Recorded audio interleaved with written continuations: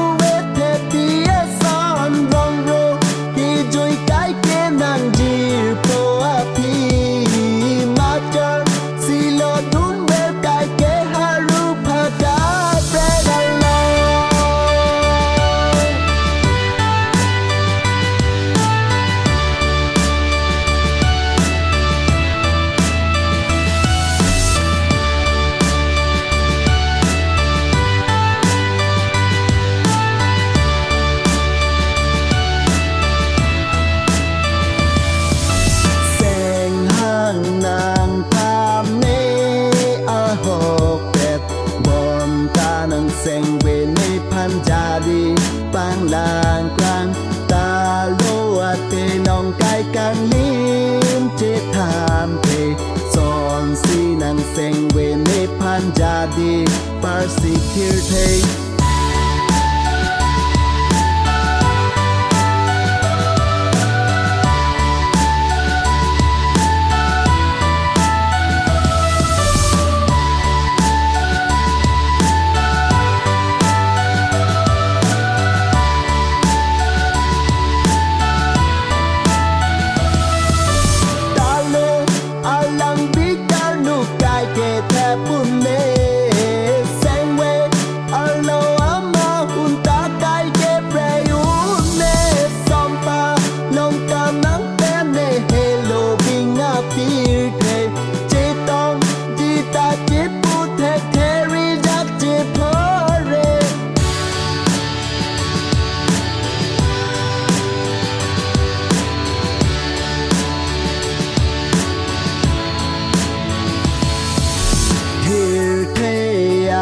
càng hôm nếp hàm non mong về thế pi si ra